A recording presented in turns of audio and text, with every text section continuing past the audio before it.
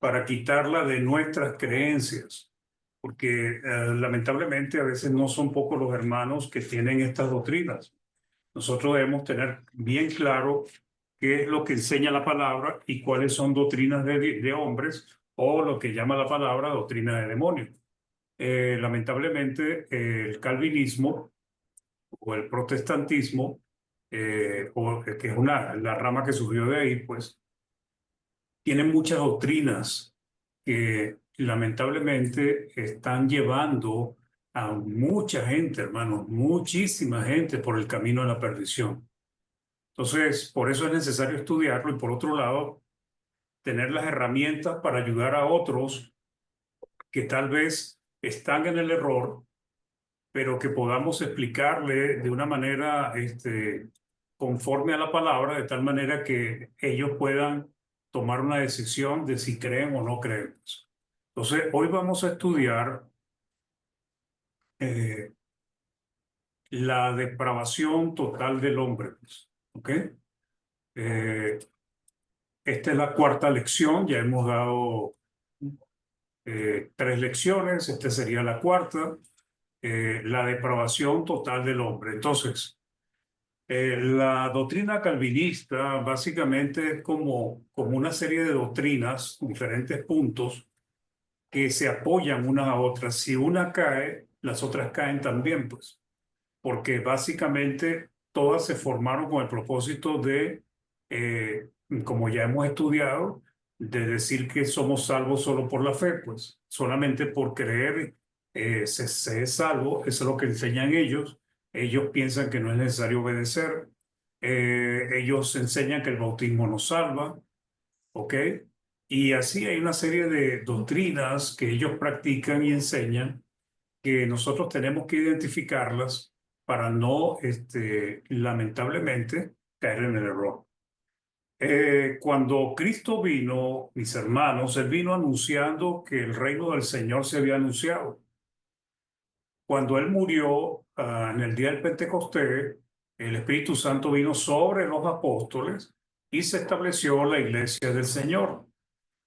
En eso, cuando surgió la iglesia del Señor, no había religiones ni católicas, ni evangélicas, ni testigos de Jehová, ni mormones. No existía absolutamente nada de eso.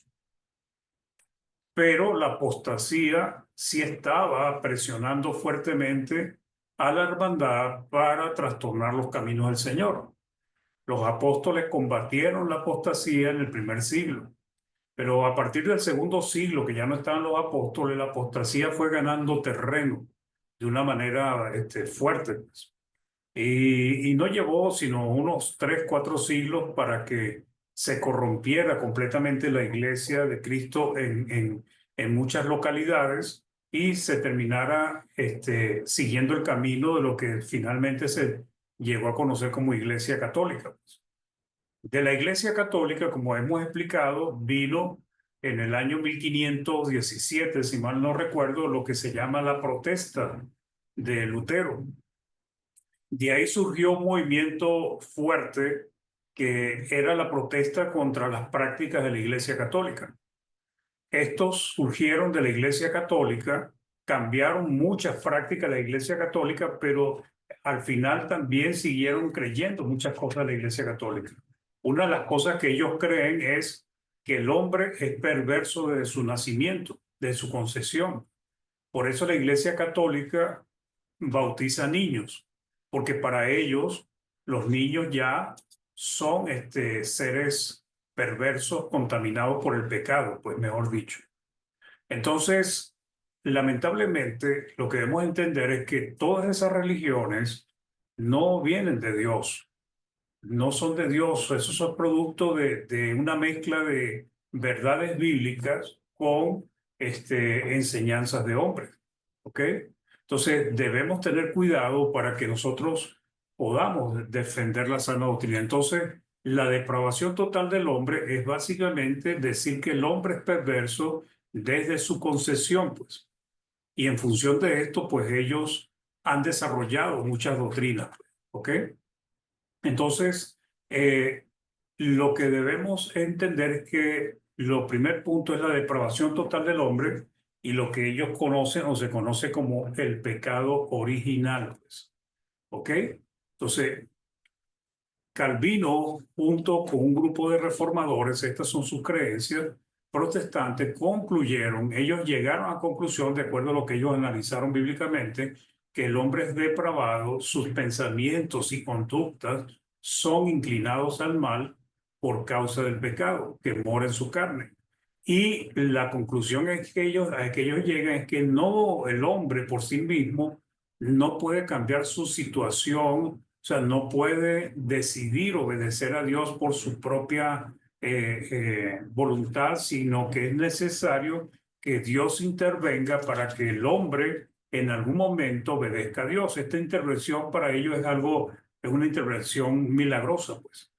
De ahí viene lo que uno escucha que ellos, yo me imagino que ustedes lo habrán escuchado bastante, que bueno, que Dios no me ha tocado, Dios no me ha procesado, Dios está trabajando todavía conmigo, entonces ponen la responsabilidad en manos de Dios, pero se quita la responsabilidad en nosotros, que Dios establece la responsabilidad en cada ser humano de hacer los cambios que deben hacer. La idea que ellos manejan de que la maldad es heredada, o sea, ellos dicen que el pecado original, la maldad heredada a través de Adán, es consecuencia de ese pecado original, ¿ok? Que cometió Adán y Eva. Y es tan profunda que nadie puede, según ellos, jamás tomar una buena decisión. Y para ellos no tienen el libre albedrío ni la capacidad para decidir obedecer a Dios, ¿ok?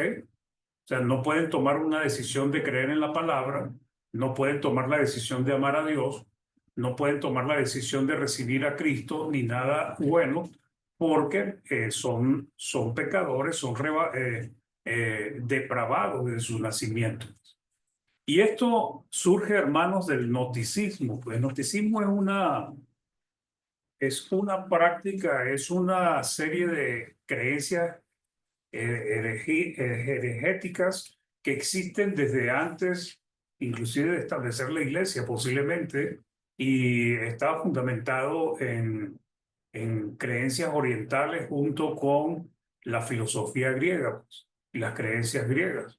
Lamentablemente, los gnósticos en el primer siglo, al final del primer siglo, presionaron mucho a la iglesia y muchos cristianos, lamentablemente, arroparon, tomaron esas creencias. Y los gnósticos básicamente lo que enseñaban es que en la carne no hay nada bueno, que el hombre en la carne no puede obedecer a Dios, que el hombre en la carne no puede decidir ser santo.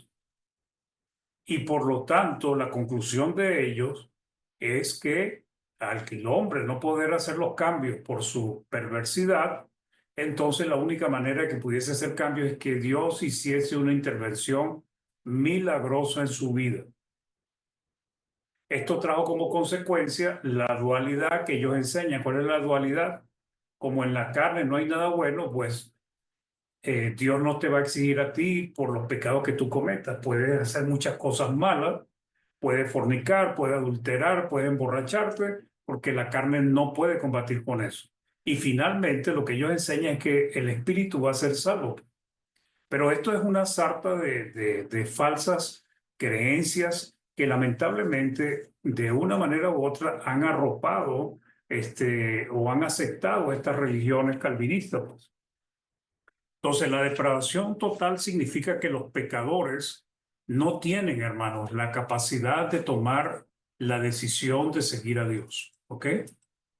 La Biblia presenta al hombre no solo como un ser pecador que se revela constantemente contra la ley de Dios, sino también como alguien que no puede ni quiere cambiar la condición en la que se encuentra. Eso es lo que enseñan ellos, ojo, ¿no?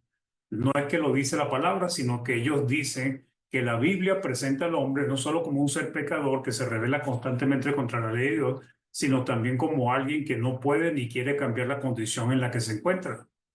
Es a eso a lo que ellos llaman depravación total o corrupción radical. ¿Ok? Esta doctrina es extremadamente dañina para el correcto entendimiento de la posición del hombre ante Dios y su responsabilidad de cambiar su vida por su propia decisión, por su propio albedrío. Porque esta doctrina lo que enseña es que ninguno de nosotros podemos decidir cambiar si Dios no nos cambia a nosotros primero. Y eso no es así, pues. La decisión de cada uno de nosotros es si obedecemos a Dios o no. Dios la pone sobre cada ser humano. Entonces, esto conlleva la idea de que el hombre no es responsable de buscar su salvación, sino es por la voluntad de Dios quien tiene misericordia de algunos y de otros no. Y esto es lo que viene después, otra doctrina que ellos tienen, que es la elección incondicional de Dios. O sea, Dios es el que decide quién se salva o quién se va a salvar y quién no se va a salvar, de acuerdo a una elección arbitraria que hace Dios según ellos. ¿Ok? Pero no es así, por la palabra nos dice que Dios quiere que todos los hombres sean salvos. Entonces, esta doctrina enseña que todos los hombres son concebidos en pecado y están bajo ira. ¿Ok? O sea, cuando el hombre y la mujer conciben, la mujer sale embarazada, ese embrión, esa semilla que tiene en sí, para ellos ya ahí ese ser está en pecado. Por naturaleza el hombre es inclinado al mal, en la carne no mora el bien, dicen ellos. Están muertos en pecado y esclavos del pecado. Esto es cierto, pero no es porque, porque no podamos salir de ahí, pues. O sea, si nosotros buscamos a Cristo, si nosotros decidimos buscar a Cristo, podemos salir de esa condición. Ellos también enseñan que son incapaces de buscar la salvación, por tanto, no quieren ni pueden volver a Dios, ni corregir su naturaleza corrompida, ni por ellos mismos mejorar la misma. Entonces necesitan la gracia regeneradora del Espíritu Santo, una gracia regeneradora, milagrosa. ¿Ok? Entonces, todos los hombres nacen en pecado, están bajo ira, pues, el primer punto. En Colosenses 3:6 dice cosas por las cuales la ira de Dios viene sobre los hijos de desobediencia. Cuando nosotros leemos esto, hermanos, nos damos cuenta que la desobediencia es un acto que una persona decide cometer, pues. No es algo que sea por naturaleza que la persona desobedezca, sino que el ser humano desobedece porque así era su condición. Ahora, ellos toman estos versículos para apoyar sus doctrinas, pues. Entonces, éramos, dice acá, que por naturaleza hijos de ira, porque hacíamos la voluntad de la carne. Pero acá no hace referencia a que éramos así desde nuestro nacimiento, que es lo que ellos argumentan. La palabra nos enseña que el ser humano empieza a pecar desde su juventud, pero el ser humano hasta cierta edad de su niñez, de su preadolescencia, es alguien que delante de Dios es merecedor del reino de los cielos, ¿ok? Porque es una persona inocente. En algún momento de la adolescencia, hoy en día, pues es más difícil porque hoy los muchachos están muy contaminados con el internet y prácticas malvadas. Puede ser que ya tengan conciencia de lo que hacen a cierta edad un poco más temprana, pero en algún momento empiezan a hacer lo malo y Dios empieza a exigirle o a establecerlo como una persona a quien tiene que exigirle cuenta. Pero los niños para Dios son seres inocentes. Entonces, la ira de Dios viene sobre los desobedientes. Un niño no tiene la capacidad para determinar lo que es bueno de lo malo. Eso es lo que nos enseña la palabra. ¿Ok? Por Romanos 5:12 dice, por tanto, como el pecado entró en el mundo por un hombre y por el pecado la muerte, así la muerte pasó a todos los hombres por cuanto todos pecaron. ¿Qué quiere decir esto? ¿Qué fue la muerte que entró? Fíjense que aquí la muerte es la muerte física, pero también la muerte espiritual, porque la muerte espiritual es por causa del pecado que nos separa de Dios. Pero notemos que lo que entró por causa del pecado de Adán fue la muerte. Ahora dice que la muerte pasó a todos los hombres por cuanto todos pecaron. O sea, no fue el pecado lo que fue pasado a toda la humanidad, sino que el pecado entró, pues. Y de ahí viene lo que dice Primera de Pedro, que nosotros hemos aprendido nuestra vana manera de vivir de nuestros padres. Y así ha pasado durante generaciones. Entonces, la muerte sí la heredamos de Adán, pero no el pecado, porque la muerte física entró por causa de Adán. Ahora, en el momento que nosotros pecamos, nos hacemos ya merecedores de la ira divina. Y cuando nos hacemos merecedores de la ira divina, el pecado hace que nosotros muramos espiritualmente, nos apartemos de Dios. Entonces, este verso, Colosenses 3:6, no dice que el pecado, perdón, Romanos 5:12, no dice que el pecado pasó a todos los hombres, sino la muerte. Efectivamente, todos los hombres morimos. ¿Ok? Entonces, ellos toman estos versículos para argumentar a favor de su doctrina de la depravación total del hombre. Salmo 55:5, ellos también lo toman y dice, he aquí en maldad he sido formado y en pecado me concibió mi madre. Entonces, claro, ellos toman esto y dicen, ah, mira, acá dice que en maldad fui formado. O sea, que hay maldad en el embrión, pues. Y en pecado me concibió mi madre. Pero este es un pasaje, hermanos, que debemos comprenderlo, es no en función del embrión o del nuevo ser que ha sido engendrado, sino de la condición de los padres. Los padres en maldad, en la maldad de sus pecados, formaron, concibieron a este ser, pues. ¿Ok? Porque todos los hombres han pecado, como dice la palabra. Entonces, al referirse en maldad, he sido formado, no está hablando de la maldad de la vida engendrada que va en el vientre de una madre, sino la maldad de los padres, quienes sí estaban bajo pecado, porque todos los hombres han pecado. Entonces, ellos malinterpretan Salmo 51:5. Mateo 19:4, vemos a Cristo hablando de los niños, dice, pero Jesús dijo, dejad a los niños venir a mí y no se lo impidáis, porque de los tales es el reino de los cielos. Entonces, ¿por qué si según los católicos y según los protestantes, el hombre es depravado de su nacimiento? ¿Por qué Cristo dice que de los niños es el reino de los cielos? Porque el reino de los cielos dice Jesucristo en Mateo 7:21 que solamente es para los que hacen la voluntad del Padre que está en los cielos, porque resulta que Dios no, no da como malvado, no da como culpable a un niño inocente, porque no sabe lo que es el bien y el mal. Entonces, esa idea de que los niños son pervertidos, malvados, no es así, hermano. Claro, por su inocencia puede ser que digan mentira en algún momento, por su inocencia pueden que hagan algo incorrecto, pero no tienen conciencia de lo que es bueno y es malo. Entonces Dios no les pone o no le exige a ellos, ni los ve contaminados por el pecado, ni los ve perversos como lo ven estas religiones. Y la razón es que son inocentes y sin pecado. Si no fueran así, ¿por qué Cristo no mandaría a ser como ellos? Porque los puso como ejemplo. Les está diciendo a sus apóstoles que tenían que ser como esos niños.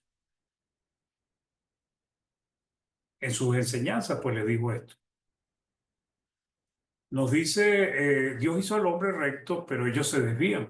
El hombre al nacer es sin pecado e inocente, condición requerida por Dios para ser heredero de la vida eterna. Dios ha permitido que nosotros los hombres nos reproduzcamos, hombres y mujeres, pues. Esos seres que vienen y que nacen son seres inocentes. Dios pone un espíritu puro en ellos.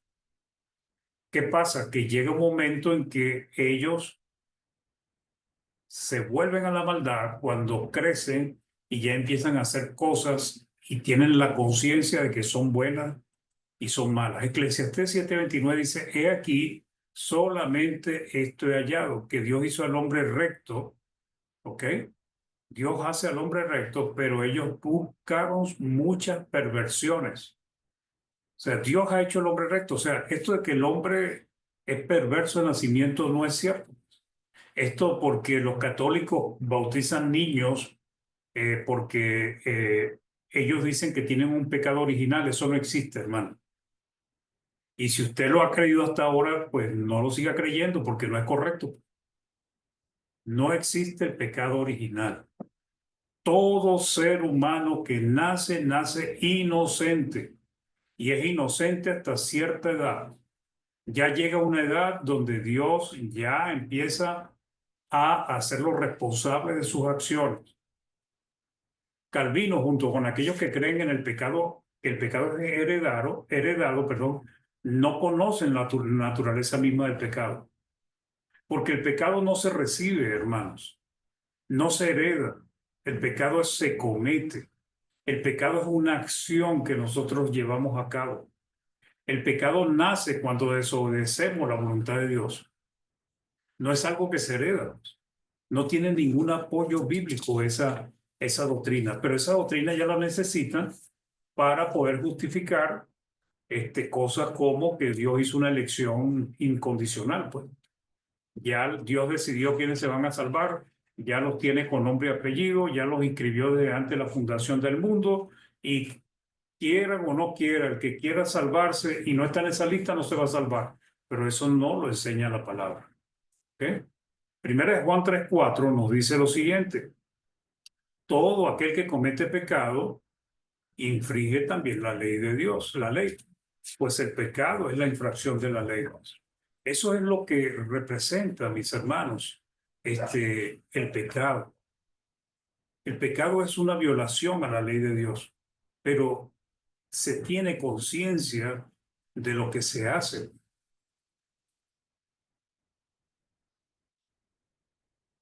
Por su inocencia, su pureza, los niños son sin pecado y sin culpa. ¿Ok? Mateo 18, del 2 al 3 dice, llamando Jesús a un niño, lo puso en medio de ellos y dijo, de cierto os digo que si no os volvéis y hacéis como niños, no entraréis en el reino de los cielos. ¿Por qué? ¿Qué características, condiciones tienen los niños? Son inocentes, son sin pecado, ¿ok? Son puros, son humildes, ¿ok? Y delante de Dios, pues un niño que muere, sea en el vientre de la madre, un niño que muere a una edad inocente, es recibido en el seno de Abraham también. Los niños son inocentes. Entonces, eso de que el pecado original y que los hombres son depravados antes de su nacimiento, eso no es cierto, no es verdad.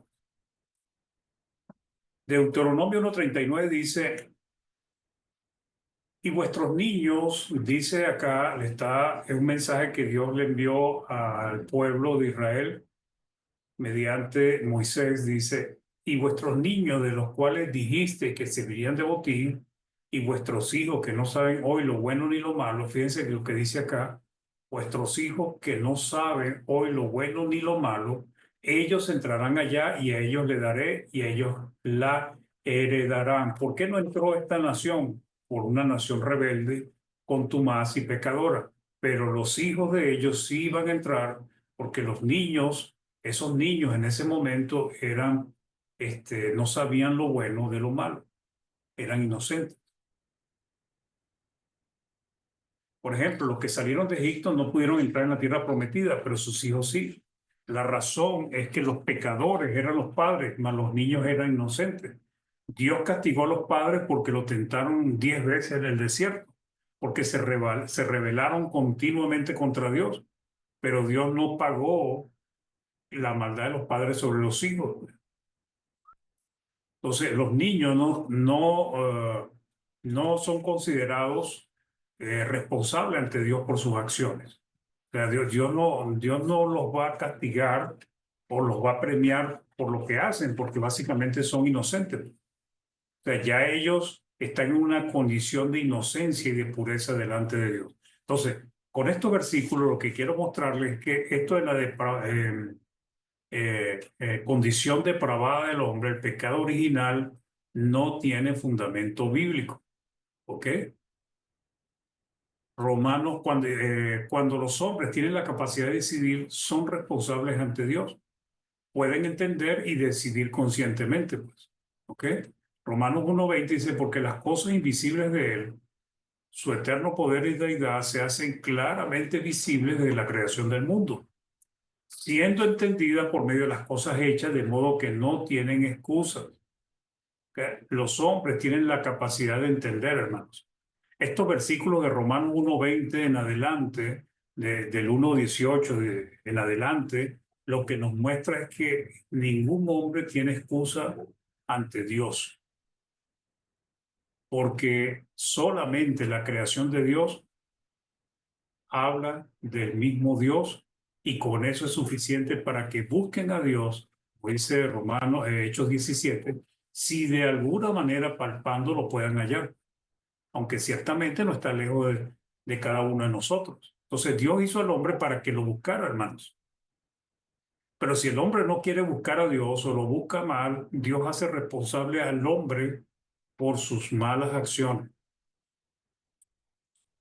Isaías 7, del 14 al 17 dice, por tanto el Señor mismo dará señal. He aquí que la Virgen concebirá y dará a luz un hijo y llamará su nombre Emmanuel.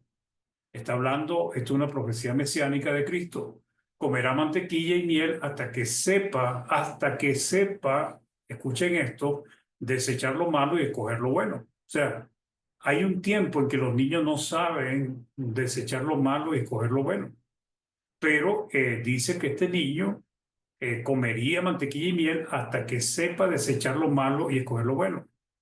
Porque antes de que el niño sepa desechar lo malo y escoger lo bueno, la tierra de los dos reyes que tú temes será abandonada. Pues. ¿Ok? Entonces, hay una edad de responsabilidad en el ser humano, una edad de pecado, porque todos los hombres han pecado, una edad donde nos convertimos en pecadores, en el momento que ya en cierta edad, pues, de la juventud, pues, empezamos a hacer lo malo y tenemos ya la capacidad de determinar lo bueno y lo malo, Dios nos hace responsables. Como dice el mismo la palabra, pues, como dice eh, Génesis, antes de que Dios enviara el diluvio. El corazón del hombre es dado a la maldad, pues. Entonces, la edad de la inocencia se acaba cuando tiene la capacidad intelectual de decidir lo bueno y de lo malo, cuando tiene la suficiente edad para comprender y desarrollar su conciencia, estar consciente de sus actos, algo que no han desarrollado plenamente los niños. Entonces, Jesucristo tuvo una edad de inocencia infantil, pero Cristo también fue inocente ya de adulto porque Cristo nunca pecó. Pues. La inocencia de los niños es una inocencia de no saber diferenciar lo bueno y lo malo.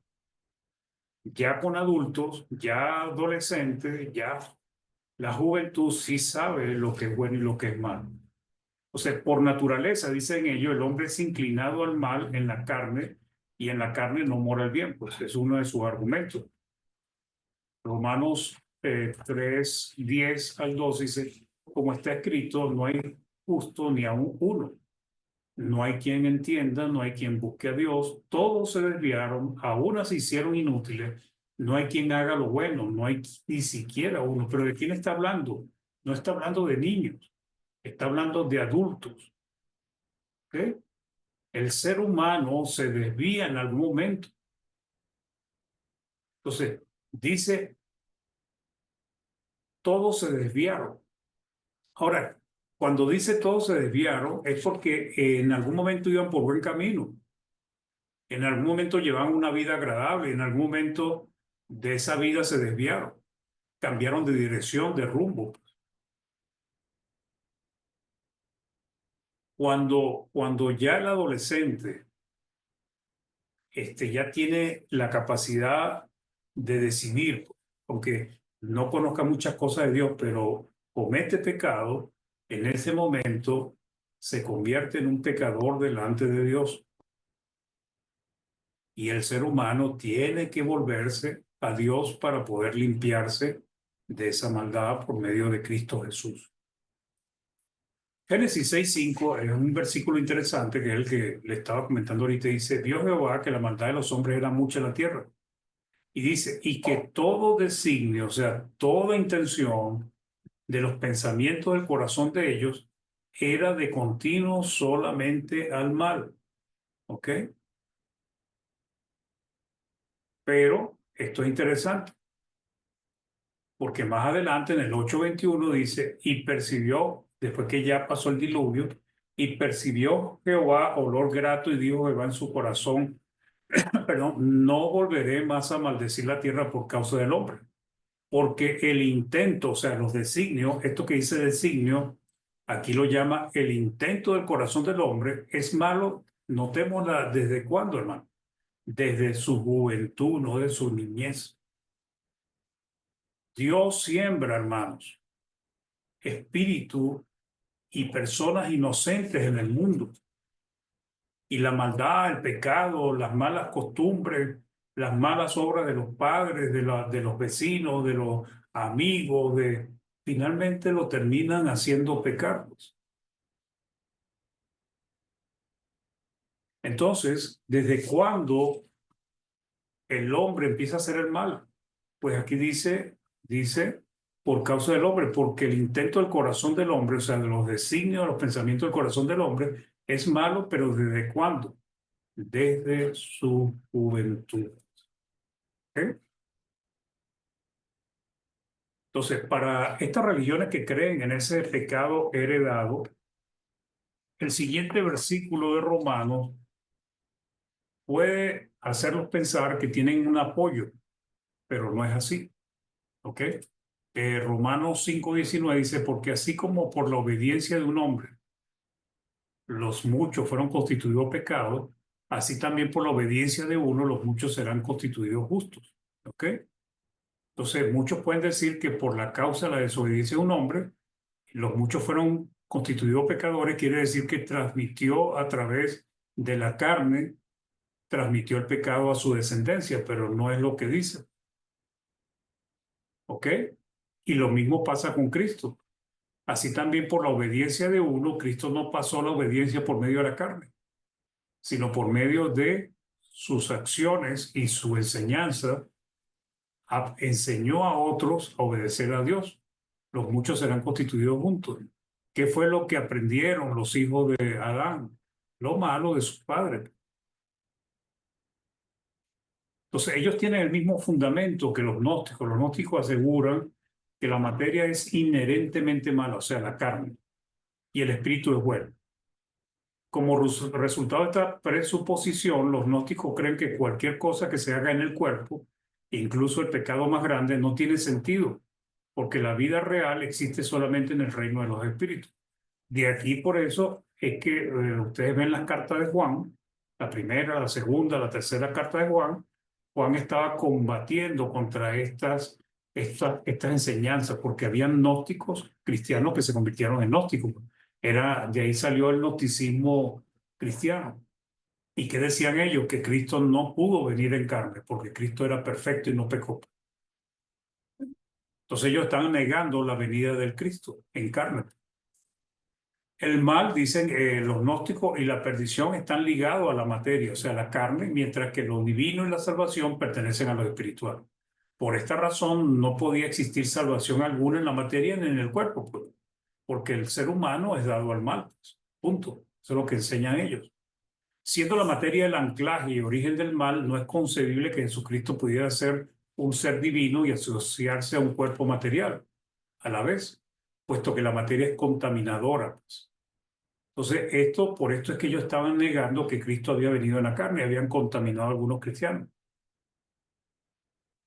Pablo nos dice en Romanos 7, del 14 al 18, porque sabemos que la ley es espiritual, mas yo soy carnal, vendido al pecado. Pablo está hablando de su condición cuando estaba bajo la ley. Bajo la ley no podía perfeccionar al que se acercaba a Dios. La ley no podía limpiar las conciencias de pecado. La ley no podía completar o capacitar al hombre para combatir el pecado. La ley lo que hizo fue mostrar el pecado, enseñar el pecado.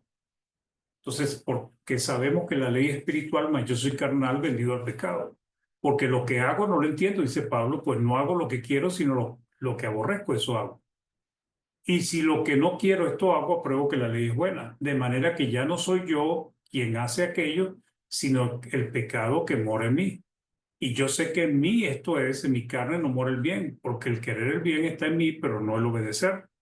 Entonces, esto lo utilizan ellos para argumentar que justamente en la carne lo que hay es maldad. Nada bueno hay en la carne. Pero Pablo lo que está desarrollando es una referencia a la condición que él tenía antes de ser cristiano, cuando estaba bajo la ley. ¿Ok? Y cuando estaba bajo la ley no lo ayudaba a él a combatir el pecado. Pero después él dice que no hay ninguna condenación para los que están bajo el Espíritu, ¿ok? Y no bajo la carne. O sea, el cristiano no puede vivir según la carne, porque para eso hemos salido de este mundo, para ya no satisfacer los deseos de la carne. La depravación heredada del hombre o el pecado original, según ellos, quita la responsabilidad sobre el hombre y la coloca sobre Dios. Ese es todo. Y esto va consono con toda la creencia de que Dios es responsable absolutamente de todo. Si yo peco fue porque Dios no me libró o no evitó que yo pecara. Si yo no obedezco es porque Dios no me ha tocado a mí todavía en mi corazón. Según ellos somos pecadores no porque queremos, sino porque nacimos así, pues. Pero la palabra nos enseña lo contrario. Y además lo seguimos siendo durante toda nuestra vida adulta. Y esto es un error. La conclusión a que lleva esta falsa doctrina es la siguiente. Es que el libre albedrío, el hombre no lo puede ayudar a decidir abandonar el pecado. Y no es cierto, hermanos. Nosotros podemos, si Dios exige, que abandonemos el pecado. Ninguna persona regenerada puede hacer el bien, según ellos. Pues no importa que te hayas bautizado. Entonces ahí viene la doctrina salvo, siempre salvo. Esa es la doctrina que ellos enseñan. O sea, no importa lo que tú hagas, no importa si te desvías, no importa si te apartas, no importa si matas gente, finalmente te vas a salvar porque ya tú eres salvo, porque Dios te salvó, decidió salvarte así en contra de tu voluntad. Para poder obedecer es necesario la intervención milagrosa de Dios, eso es lo que ellos enseñan, no es cierto. Dios pone la responsabilidad sobre cada uno de nosotros. Entonces, según ellos, Dios determina quién quiere que se salve y quién no. Pues. Esto es lo que se llama la elección incondicional. Dios dice, fulano de tal se va a salvar, entonces yo toco su corazón para que él cambie. Todos estos que están aquí no se van a salvar, yo los dejo en sus caminos y no voy a tocar su corazón. Eso es lo que ellos enseñan, es un total error. Ezequiel 18:20 dice, el alma que pecare, esa morirá. El hijo no llevará el pecado del padre, hermanos. Esto ya es una regla.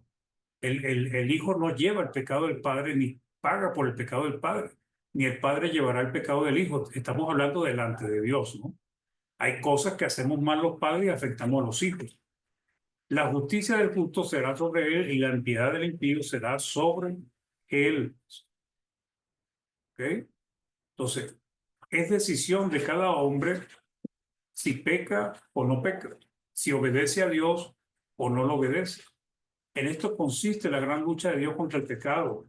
Por ello envió a su Hijo a rescatarnos del pecado. Voluntariamente, quien desea salvarse y vivir para Dios, abandona la práctica del pecado y deja de satisfacer los deseos de la carne, que son contrarios a Dios, pero lo hace de una manera voluntaria.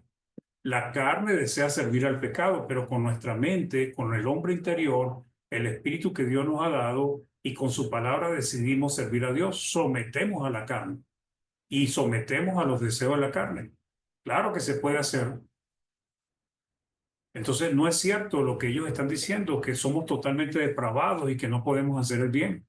Primera de Corintios 9, 26 a 27 dice, así que yo de esta manera corro, no como a la aventura, dice Pablo, de esta manera peleo, no como quien golpea al aire, sino que golpeo mi cuerpo, dice Pablo, y eso es lo que debemos hacer nosotros. Cada uno de nosotros debemos someter a nuestro cuerpo y si lo pongo en servidumbre, no sea que habiendo sido heraldo para otros, yo mismo venga a ser eliminado.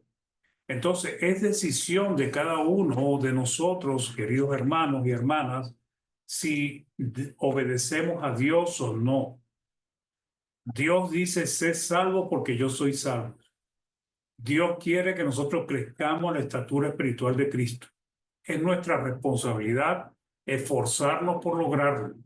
Y algún día nosotros seremos semejantes en santidad a Cristo, pero no porque Él nos esté limpiando nada más, sino porque ya nosotros vamos a rechazar, así como Cristo cuando estuvo en la tierra, nosotros vamos a rechazar y combatir el pecado en nuestra vida y no lo vamos a querer, porque estamos creciendo y vamos a llegar un momento a que vamos a ser partícipe de la naturaleza divina, vamos a llegar a una estatura espiritual que es la que Cristo tiene.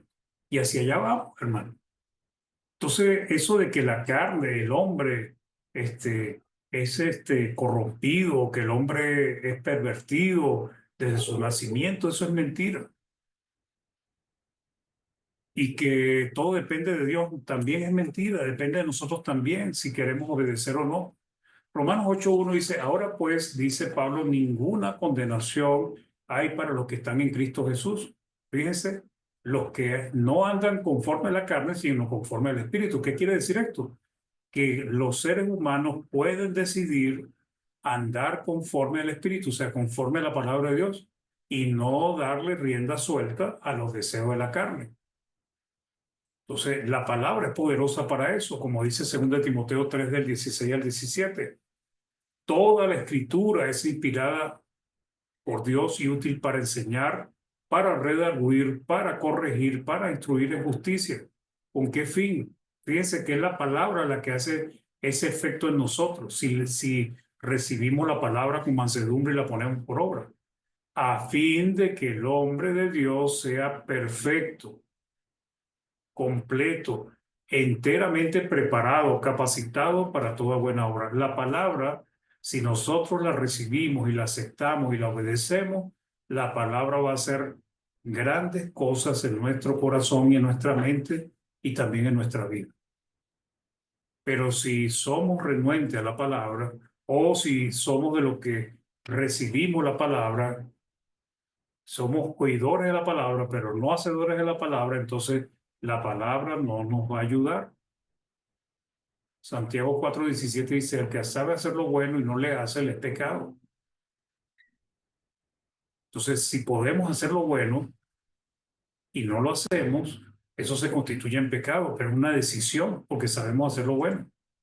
Salmo 139:3 dice, porque tú formaste mis entrañas, tú me hiciste en el vientre de mi madre. O sea, Dios no hace nada malo, hermano. Dios hace todo perfecto.